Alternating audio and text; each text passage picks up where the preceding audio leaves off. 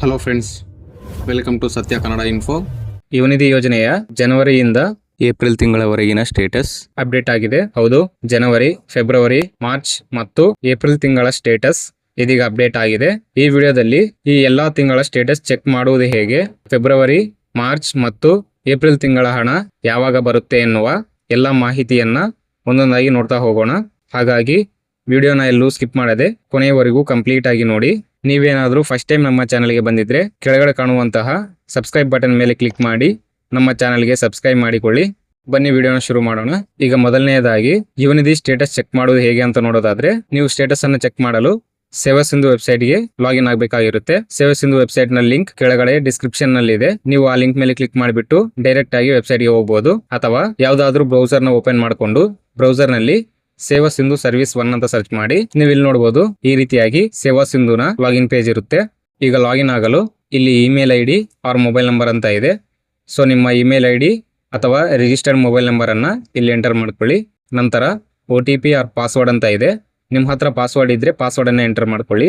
ಇಲ್ಲ ಅಂದ್ರೆ ಇಲ್ಲಿ ಕಾಣುವಂತಹ ಗೆಟ್ OTP ಮೇಲೆ ಕ್ಲಿಕ್ ಮಾಡಿದ್ರೆ ನಿಮ್ಮ ರಿಜಿಸ್ಟರ್ಡ್ ಮೊಬೈಲ್ ನಂಬರ್ ಅಥವಾ ಇಮೇಲ್ ಐಡಿಗೆ OTP ಬರುತ್ತೆ. ಸೊ ಬಂದಿರುವಂತಹ OTP ಅನ್ನ ಈ OTP ಬಾಕ್ಸ್ ನಲ್ಲಿ ಎಂಟರ್ ಮಾಡ್ಕೊಳ್ಳಿ. ನಂತರ ಇಲ್ಲಿ ಕಾಣುವಂತಹ ಕ್ಯಾಪ್ಚಾ ಕೋಡ್ ನ ಈ ಟೈಪ್ ಹಿಯರ್ ಬಾಕ್ಸ್ ನಲ್ಲಿ ಆಸ್ ಇಟ್ ಈಸ್ ಆಗಿ ಎಂಟರ್ ಮಾಡ್ಕೊಳ್ಳಿ. ಈಗ ಸಬ್ಮಿಟ್ ಮೇಲೆ ಕ್ಲಿಕ್ ಮಾಡಿ. ಸಬ್ಮಿಟ್ ಮೇಲೆ ಕ್ಲಿಕ್ ಮಾಡಿದ ನಂತರ ಸೇವಾ ಸಿಂಧು ಪೋರ್ಟಲ್ಗೆ ಲಾಗಿನ್ ಆಗುತ್ತೆ. ಸೊ ಲಾಗಿನ್ ಆದ ನಂತರ ಈ ರೀತಿಯಾಗಿ ನಿಮಗೆ ಪೇಜ್ ಓಪನ್ ಆಗುತ್ತೆ. ಈಗ ಈ ಲೆಫ್ಟ್ ಸೈಡ್ ನಲ್ಲಿ ಕಾಣುವಂತಹ ಅಪ್ಲೈ ಫಾರ್ ಸರ್ವಿಸಸ್ ಎನ್ನುವ ಆಪ್ಷನ್ ಮೇಲೆ ಕ್ಲಿಕ್ ಮಾಡಿ.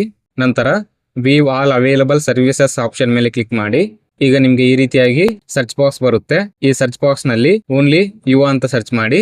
ಈಗ ನಿಮಗೆ ಯುವನಿಧಿ ಕಡೆಯಿಂದ 3 ಆಪ್ಷನ್ ಸಿಗುತ್ತೆ. ಇದರಲ್ಲಿ ನಾವೀಗ ಸ್ಟೇಟಸ್ ಅನ್ನ ಚೆಕ್ ಮಾಡ್ತಾ ಇರೋದ್ರಿಂದ ಯುವನಿಧಿ ಅಪ್ಲಿಕೇಶನ್ ಸ್ಟೇಟಸ್ ಚೆಕ್ ಅಥವಾ ಯುವನಿಧಿ ಅರ್ಜಿ ಸ್ಥಿತಿ ಪರಿಶೀಲನೆ ಎನ್ನುವ ಈ 2ನೇ ಆಪ್ಷನ್ ಮೇಲೆ ಕ್ಲಿಕ್ ಮಾಡಿ. ನಂತರ ನಿಮಗೆ ಅಪ್ಲಿಕೇಶನ್ ಸ್ಟೇಟಸ್ ಚೆಕ್ ಮಾಡುವಂತಹ ಪೇಜ್ ಓಪನ್ ಆಗುತ್ತೆ. ನೀವು ಇಲ್ಲಿ ನೋಡಬಹುದು Yuvanidhi registration application reference number ಅಂತ ಇದೆ. ಸೊ ನಿಮ್ಮ ಯುವನಿಧಿ ರಿಜಿಸ್ಟ್ರೇಷನ್ ನಂಬರ್ ಅನ್ನ ಇಲ್ಲಿ ಎಂಟರ್ ಮಾಡ್ಕೊಳ್ಳಿ. ನಂತರ ಸೆಲೆಕ್ಟ್ ಮಂತ್ ಅಥವಾ ತಿಂಗಳು ಆಯ್ಕೆ ಮಾಡಿ ಅಂತ ಇದೆ. ಸೊ ಇಲ್ಲಿ ನೀವು ಯಾವ ತಿಂಗಳ ಸ್ಟೇಟಸ್ ಅನ್ನ ಚೆಕ್ ಮಾಡ್ಬೇಕು ಅನ್ಕೊಂಡಿದ್ದೀರಾ ಆ ಮಂತ್ ಅನ್ನ ಇಲ್ಲಿ ಸೆಲೆಕ್ಟ್ ಮಾಡ್ಕೋಬೇಕಾಗಿರುತ್ತೆ. ನಾನಿಲ್ಲಿ ಜನವರಿ ಸ್ಟೇಟಸ್ ಅನ್ನ ಚೆಕ್ ಮಾಡ್ಬೇಕು ಅನ್ಕೊಂಡಿದ್ದೀನಿ, ಹಾಗಾಗಿ ಜನವರಿಯನ್ನ ಸೆಲೆಕ್ಟ್ ಮಾಡ್ಕೋತೀನಿ. ನಂತರ click here to get payment details ಅನ್ನುವ ಈ ಆಪ್ಷನ್ ಮೇಲೆ ಕ್ಲಿಕ್ ಮಾಡಿ. ಸೊ ನೀವು ಇಲ್ಲಿ ನೋಡ್ಬೋದು ಈ ರೀತಿಯಾಗಿ ನಿಮ್ಮ ಪೇಮೆಂಟ್ ಡೀಟೇಲ್ಸ್ ಆಟೋ ಫೆಚ್ ಆಗಿ ಬರುತ್ತೆ. ಜನವರಿ ಸ್ಟೇಟಸ್ ನಲ್ಲಿ ಈ ಪೇಮೆಂಟ್ ಸ್ಟೇಟಸ್ ಬಂದು ಸಕ್ಸಸ್ ಅಂತ ಇದ್ದು, ಅದೇ ರೀತಿಯಾಗಿ ಪ್ರೆಸೆಂಟ್ ಸ್ಟೇಟಸ್ ನಲ್ಲಿ DBT ಪ್ರೊಸೆಸ್ಡ್ ಅಂತ ಇದೆ. ಸೊ ಈ ರೀತಿಯಾಗಿ DBT ಪ್ರೊಸೆಸ್ಡ್ ಅಂತ ಇದ್ರೆ ಈಗಾಗಲೇ ನಿಮಗೆ ಹಣ ಬಂದಿರುತ್ತೆ. ಜನವರಿ ತಿಂಗಳ ಅಮೌಂಟ್ ಬಂದು ಬಹಳ ವಿದ್ಯಾರ್ಥಿಗಳಿಗೆ ಈಗಾಗಲೇ ಕ್ರೆಡಿಟ್ ಆಗಿದೆ. ಸೊ ಕ್ರೆಡಿಟ್ ಆಗಿರುವಂತಹ ಅಭ್ಯರ್ಥಿಗಳಿಗೆ ಈ ರೀತಿಯಾಗಿ DBT ಪ್ರೊಸೆಸರ್ ಅಂತ ತೋರಿಸುತ್ತೆ. ಇನ್ನು ಜನವರಿ ಅಮೌಂಟ್ ಯಾರ್ಯಾರಿಗೆ ಬಂದಿಲ್ಲ ಅಂತವರಿಗೆ ಈ ಪೇಮೆಂಟ್ ಸ್ಟೇಟಸ್ ನಲ್ಲಿ ಪೆಂಡಿಂಗ್ ಅಂತ ಇರುತ್ತೆ, ಮತ್ತು ಈ ಪ್ರೆಸೆಂಟ್ ಸ್ಟೇಟಸ್ ನಲ್ಲಿ DBT ಪುಷ್ಡ್ ಅಂತ ಇದ್ರೆ ನೀವು ಯಾವುದೇ ರೀತಿಯಾಗಿ ಗಾಬರಿ ಪಡುವಂತ ಅವಶ್ಯಕತೆ ಇಲ್ಲ, ನಿಮ್ಗೆ 100% ಅಮೌಂಟ್ ಬಂದೇ ಬರುತ್ತೆ. ಸೊ ಇದೇ ರೀತಿಯಾಗಿ ಫೆಬ್ರವರಿ ತಿಂಗಳ ಸ್ಟೇಟಸ್ ಅನ್ನ ಚೆಕ್ ಮಾಡೋದಾದ್ರೆ, ಸೊ ಇಲ್ಲಿ ಫೆಬ್ರವರಿ ತಿಂಗಳ ಅಮೌಂಟನ್ನು ಸಹ ಕೆಲವೊಂದು ವಿದ್ಯಾರ್ಥಿಗಳಿಗೆ ಈಗಾಗಲೇ ಕ್ರೆಡಿಟ್ ಆಗಿದೆ. ಸೊ ನೀವು ಇಲ್ಲಿ ನೋಡಬಹುದು ಫೆಬ್ರವರಿ ತಿಂಗಳ ಸ್ಟೇಟಸ್ ಅನ್ನ ನೀವು ಇಲ್ಲಿ ನೋಡಬಹುದು. ಪ್ರೆಸೆಂಟ್ ಸ್ಟೇಟಸ್ ಬಂದು DBT ಪ್ರೊಸೆಸರ್ ಆಗಿದೆ. ಸೊ ಈ ವಿದ್ಯಾರ್ಥಿಗೆ ಈಗಾಗಲೇ ಫೆಬ್ರವರಿ ತಿಂಗಳ ಅಮೌಂಟ್ ಸಹ ಕ್ರೆಡಿಟ್ ಆಗಿದೆ. ಈ ಫೆಬ್ರವರಿ ತಿಂಗಳ ಅಮೌಂಟ್ ಸಹ ಕೆಲವೊಂದು ವಿದ್ಯಾರ್ಥಿಗಳಿಗೆ ಮಾತ್ರ ಕ್ರೆಡಿಟ್ ಆಗಿದ್ದು, ಇನ್ನೂ ಬಹಳ ವಿದ್ಯಾರ್ಥಿಗಳಿಗೆ ಕ್ರೆಡಿಟ್ ಆಗಿಲ್ಲ.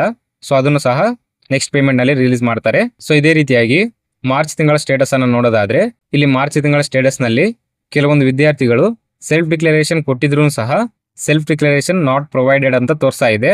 ಸೊ ನೀವು ವರಿ ಮಾಡ್ಕೊಳ್ಳುವಂತ ಅವಶ್ಯಕತೆ ಇಲ್ಲ.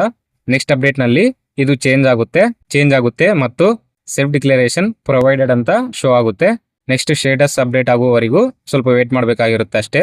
ಈಗ ಅದೇ ರೀತಿಯಾಗಿ ಏಪ್ರಿಲ್ ತಿಂಗಳ ಸ್ಟೇಟಸ್ ಅನ್ನು ಸಹ ಚೆಕ್ ಮಾಡೋದಾದ್ರೆ, ಏಪ್ರಿಲ್ ತಿಂಗಳ ಸ್ಟೇಟಸ್ನು ಸಹ ಇದೇ ರೀತಿಯಾಗಿ ಡಿಕ್ಲರೇಷನ್ ನಾಟ್ ಪ್ರೊವೈಡೆಡ್ ಅಂತ ಇದೆ, ಮತ್ತು ಪ್ರೆಸೆಂಟ್ ಸ್ಟೇಟಸ್ ನಲ್ಲಿ ಪ್ಲೀಸ್ ಪ್ರೊವೈಡ್ ಸೆಲ್ಫ್ ಡಿಕ್ಲರೇಷನ್ ಅಂತ ಇದೆ. ಏಪ್ರಿಲ್ ತಿಂಗಳ ಸೆಲ್ಫ್ ಡಿಕ್ಲರೇಷನ್ ಈಗಾಗಲೇ ಸ್ಟಾರ್ಟ್ ಆಗಿದೆ. ಏಪ್ರಿಲ್ ತಿಂಗಳ ಸೆಲ್ಫ್ ಡಿಕ್ಲರೇಷನ್ ಈಗಾಗಲೇ ಸಬ್ಮಿಟ್ ಮಾಡಿದ್ರು ಸ್ಟೇಟಸ್ ನಲ್ಲಿ ನಾಟ್ ಪ್ರೊವೈಡೆಡ್ ಅಂತಾನೆ ತೋರಿಸ್ತಾ ಇದ್ರೆ ಇದು ಮುಂದೆ ಅಪ್ಡೇಟ್ ಆಗುತ್ತೆ. ಸೊ ಈ ರೀತಿಯಾಗಿ ನಿಮ್ಮ ಸ್ಟೇಟಸ್ ಅನ್ನ ನೀವು ಚೆಕ್ ಮಾಡ್ಕೋಬಹುದು. ಇನ್ನು ಈ ಸ್ಟೇಟಸ್ ಅನ್ನ ಚೆಕ್ ಮಾಡಬೇಕಾದ್ರೆ ಕೆಲವೊಂದು ವಿದ್ಯಾರ್ಥಿಗಳಿಗೆ ಜನವರಿವರೆಗೂ ಅಮೌಂಟ್ ಬರ್ತಾ ಇತ್ತು, ಆದ್ರೆ ಈಗ ಜನವರಿ ತಿಂಗಳಿಂದ ಯಾವುದೇ ಅಮೌಂಟ್ ಬಂದಿಲ್ಲ ಅಂತೇಳಿ ಮೆಸೇಜ್ ಮಾಡಿದ್ರು. ಸೊ ನಾವು ಅವರ ಸ್ಟೇಟಸ್ ಅನ್ನ ಚೆಕ್ ಮಾಡಿದಾಗ you are not eligible as per UCMS, you are pursuing higher studies ಅಂತೇಳಿ ತೋರಿಸ್ತಾ ಇತ್ತು. ಸೊ ಈ ವಿದ್ಯಾರ್ಥಿ ಬಂದು PG ಅನ್ನ ಮಾಡ್ತಾ ಇದ್ದಾರೆ.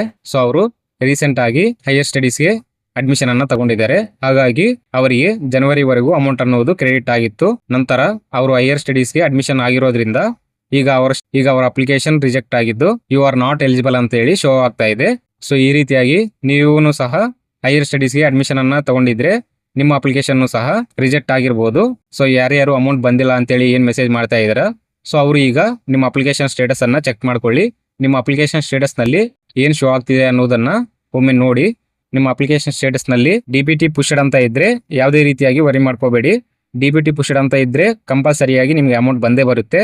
ಸೊ ಈಗ ಫೆಬ್ರವರಿ, ಮಾರ್ಚ್ ಮತ್ತು ಏಪ್ರಿಲ್ ತಿಂಗಳ ಹಣದ ಬಗ್ಗೆ ನೋಡೋದಾದ್ರೆ, ಸೊ ಇಲ್ಲಿ ಕೆಲವೊಂದು ವಿದ್ಯಾರ್ಥಿಗಳಿಗೆ ಈಗಾಗಲೇ ಜನವರಿ ಮತ್ತು ಫೆಬ್ರವರಿ ತಿಂಗಳ ಅಮೌಂಟ್ ಸಹ ಕ್ರೆಡಿಟ್ ಆಗಿದೆ. ಇನ್ನು ಬಹಳ ವಿದ್ಯಾರ್ಥಿಗಳಿಗೆ ಜನವರಿ ಅಮೌಂಟ್ ಸಹ ಬಂದಿಲ್ಲ. ಆದ್ರೆ ನಾವೀಗ ಸ್ಟೇಟಸ್ ನಲ್ಲಿ ನೋಡಬಹುದು, ಜನವರಿ ತಿಂಗಳ ಸ್ಟೇಟಸ್ ಬಂದು ಎಲಿಜಿಬಲ್ ಆಗಿರುವಂತಹ ಎಲ್ಲ ವಿದ್ಯಾರ್ಥಿಗಳಿಗೆ ಅಮೌಂಟ್ ಬಂದು DBT ಪುಷ್ ಆಗಿದೆ. ಸೊ ನೆಕ್ಸ್ಟ್ ಪೇಮೆಂಟ್ ನಲ್ಲಿ ಜನವರಿ ಮತ್ತು ಫೆಬ್ರವರಿ ತಿಂಗಳ ಅಮೌಂಟ್ ಕ್ರೆಡಿಟ್ ಆಗುತ್ತೆ. ಸೊ ಅದೇ ರೀತಿಯಾಗಿ ಕೆಲವೊಂದು ವಿದ್ಯಾರ್ಥಿಗಳಿಗೆ ಮಾರ್ಚ್ ಮತ್ತು ಏಪ್ರಿಲ್ ತಿಂಗಳ ಸ್ಟೇಟಸ್ ನಲ್ಲಿಯೂ ಸಹ ಪ್ರೊಸೆಸರ್ ಫಾರ್ DBT ಅಂತ ಇದೆ. ಸೊ ನಾವು ಮಾರ್ಚ್ ಮತ್ತು ಏಪ್ರಿಲ್ ತಿಂಗಳ ಅಮೌಂಟ್ ಸಹ ಈ ಮಂತ್ ಅಥವಾ ನೆಕ್ಸ್ಟ್ ಮಂತ್ ನಲ್ಲಿ ಕ್ರೆಡಿಟ್ ಆಗುವಂತಹ ಸಾಧ್ಯತೆ ಇರುತ್ತೆ. ಆದ್ರೆ ಅಮೌಂಟ್ ಇದೇ ಡೇಟ್ಗೆ ರಿಲೀಸ್ ಮಾಡ್ತಾರೆ ಅಂತ ಹೇಳಿ ಹೇಳೋದಕ್ಕೆ ಬರೋದಿಲ್ಲ. ಸೊ ಯಾವಾಗಾದ್ರೂ ಅಮೌಂಟ್ ರಿಲೀಸ್ ಆಗ್ಬೋದು. ಸೊ ಅದೇ ರೀತಿಯಾಗಿ ಏಪ್ರಿಲ್ ತಿಂಗಳ ಸೆಲ್ಫ್ ಡಿಕ್ಲರೇಷನ್ ಈಗಾಗಲೇ ಸ್ಟಾರ್ಟ್ ಆಗಿದ್ದು ಏಪ್ರಿಲ್ 25ರ ಒಳಗಾಗಿ ನೀವು ಸೆಲ್ಫ್ ಡಿಕ್ಲರೇಷನ್ ಅನ್ನ ಸಬ್ಮಿಟ್ ಮಾಡಬೇಕಾಗಿರುತ್ತೆ. ಇನ್ ಕೇಸ್ ನೀವೇನಾದ್ರೂ ಸೆಲ್ಫ್ ಡಿಕ್ಲರೇಷನ್ ಅನ್ನ ಸಬ್ಮಿಟ್ ಮಾಡಿಲ್ಲ ಅಂತಂದ್ರೆ ನಿಮ್ಗೆ ಹಣ ಬರುವುದಿಲ್ಲ. ಸೊ ಹಾಗಾಗಿ ಸೆಲ್ಫ್ ಡಿಕ್ಲರೇಷನ್ ಅನ್ನ ಸಬ್ಮಿಟ್ ಮಾಡಿ. ಸೆಲ್ಫ್ ಡಿಕ್ಲರೇಷನ್ ಸಬ್ಮಿಟ್ ಮಾಡಬೇಕಾದ್ರೆ ನೀವು ಬಹಳ ಕೇರ್ಫುಲ್ ಆಗಿ ಸೆಲ್ಫ್ ಡಿಕ್ಲರೇಷನ್ ಅನ್ನ ಸಬ್ಮಿಟ್ ಮಾಡಬೇಕಾಗಿರುತ್ತೆ. ಸೊ ನೀವು ಇಲ್ಲಿ ನೋಡಬಹುದು, ಈ ವಿದ್ಯಾರ್ಥಿ ಬಂದು ಸೆಲ್ಫ್ ಡಿಕ್ಲರೇಷನ್ ಸಬ್ಮಿಟ್ ಮಾಡಬೇಕಾದ್ರೆ ಡಿಕ್ಲರೇಷನ್ ಕನ್ಸೆಂಟ್ ನಲ್ಲಿ ಎಸ್ ನ ಬದಲಾಗಿ ನೋ ನ ಸೆಲೆಕ್ಟ್ ಮಾಡಿದ್ದಾರೆ. ಸೊ ಹಾಗಾಗಿ ಅವರ ಅಪ್ಲಿಕೇಶನ್ ಅನ್ನ ರಿಜೆಕ್ಟ್ ಮಾಡಿದ್ದಾರೆ ಮತ್ತು ಅಮೌಂಟ್ ನು ಸಹ ಸ್ಟಾಪ್ ಮಾಡಿದ್ದಾರೆ. ಹಾಗಾಗಿ ನೀವು ಸೆಲ್ಫ್ ಡಿಕ್ಲರೇಷನ್ ಅನ್ನ ಬಹಳ ಕೇರ್ಫುಲ್ ಆಗಿ ಸಬ್ಮಿಟ್ ಮಾಡಬೇಕಾಗಿರುತ್ತೆ. ಯಾವುದೇ ತಪ್ಪಿಲ್ಲದೆ ಸೆಲ್ಫ್ ಡಿಕ್ಲರೇಷನ್ ಅನ್ನ ಯಾವ ರೀತಿಯಾಗಿ ಸಬ್ಮಿಟ್ ಮಾಡಬೇಕು ಎನ್ನುವ ಕಂಪ್ಲೀಟ್ ಪ್ರಾಸೆಸ್ ನ ವಿಡಿಯೋ ನಮ್ಮ ಚಾನೆಲ್ ನಲ್ಲಿ ಇದೆ. ನೀವು ಆ ವಿಡಿಯೋನ ನೋಡ್ಬಿಟ್ಟು ಯಾವುದೇ ತಪ್ಪಿಲ್ಲದೆ ಸೆಲ್ಫ್ ಡಿಕ್ಲರೇಷನ್ ಅನ್ನ ಸಬ್ಮಿಟ್ ಮಾಡಿ. ವಿಡಿಯೋನ ಲಿಂಕ್ ಕೆಳಗಡೆ ಡಿಸ್ಕ್ರಿಪ್ಷನ್ ಅಲ್ಲಿ ಇದೆ. ಸೊ ನೀವು ಆ ವಿಡಿಯೋನ ನೋಡ್ಬಿಟ್ಟು ಸೆಲ್ಫ್ ಡಿಕ್ಲರೇಷನ್ ಅನ್ನ ಸಬ್ಮಿಟ್ ಮಾಡಿ. ಹೊಸದಾಗಿ ಅರ್ಜಿ ಸಲ್ಲಿಸಿರುವಂತಹ ಅಭ್ಯರ್ಥಿಗಳಾಗಿದ್ರೆ ಸೆಲ್ಫ್ ಡಿಕ್ಲರೇಷನ್ ಅನ್ನ ಸಬ್ಮಿಟ್ ಮಾಡುವಂತ ಅವಶ್ಯಕತೆ ಇರುವುದಿಲ್ಲ. ಈಗಾಗಲೇ ಅಮೌಂಟ್ ರಿಸೀವ್ ಆಗಿರುವಂತಹ ಎಲ್ಲಾ ವಿದ್ಯಾರ್ಥಿಗಳು ಸೆಲ್ಫ್ ಡಿಕ್ಲರೇಷನ್ ಅನ್ನ ಕಂಪಲ್ಸರಿಯಾಗಿ ಸಬ್ಮಿಟ್ ಮಾಡಬೇಕಾಗಿರುತ್ತೆ. ಸೆಲ್ಫ್ ಡಿಕ್ಲರೇಷನ್ ಸಬ್ಮಿಟ್ ಮಾಡಬೇಕಾದ್ರೆ ನಿಮ್ಮ ಡೀಟೇಲ್ಸ್ ಫೆಚ್ ಆಗಿಲ್ಲ ಅಂತಂದ್ರೆ ಕೆಲವೊಂದು ದಿನ ವೇಟ್ ಮಾಡಿ. ನಿಮ್ಮ ಡೀಟೇಲ್ಸ್ ಫೆಚ್ ಆದ ನಂತರ ನೀವು ಸೆಲ್ಫ್ ಡಿಕ್ಲರೇಷನ್ ಅನ್ನ ಸಬ್ಮಿಟ್ ಮಾಡಿ. ಇನ್ನು ಹೊಸದಾಗಿ ಅರ್ಜಿ ಸಲ್ಲಿಸಿರುವಂತಹ ಅಭ್ಯರ್ಥಿಗಳ ಅಪ್ಲಿಕೇಶನ್ ಬಂದು DDPI ಆಫೀಸರ್ನ ಮೂಲಕ ಅಪ್ರೂವ್ ಆಗಿರುವುದಿಲ್ಲ. ಸೊ ಅಂತ ವಿದ್ಯಾರ್ಥಿಗಳಿಗೆ ಅಪ್ಲಿಕೇಶನ್ ಪೆಂಡಿಂಗ್ ವಿತ್ DDPI ಅಂತ ಇರುತ್ತೆ, ಅಥವಾ DDPI ನ ಮೂಲಕ ಅಪ್ರೂವ್ ಆಗಿದ್ರೆ ಈ ರೀತಿಯಾಗಿ your application approved by DDPI ಅಂತೇಳಿ ಶೋ ಆಗುತ್ತೆ. ಸೊ ಈ ರೀತಿಯಾಗಿ ಸ್ಟೇಟಸ್ ನಲ್ಲಿ ಶೋ ಆದ್ರೆ ನೀವು ಕೆಲವೊಂದು ದಿನ ವೇಟ್ ಮಾಡಬೇಕಾಗಿರುತ್ತೆ. ನಂತರ ನಿಮಗೆ ನಿಮ್ಮ ಫಸ್ಟ್ ಇನ್ಸ್ಟಾಲ್ಮೆಂಟ್ ನ ಅಮೌಂಟ್ ಆಟೋಮೆಟಿಕ್ ಆಗಿ ಕ್ರೆಡಿಟ್ ಆಗುತ್ತೆ. ಇಲ್ಲಿ ನೀವು ಏನು ಮಾಡಬೇಕಾಗಿಲ್ಲ. ನಿಮ್ಮ ಅಪ್ಲಿಕೇಶನ್ ವೆರಿಫೈ ಮಾಡಿದ ನಂತರ, ಅಪ್ರೂವ್ ಮಾಡಿದ ನಂತರ ನಿಮಗೆ ಹಣ ಬಂದು ಕ್ರೆಡಿಟ್ ಆಗುತ್ತೆ.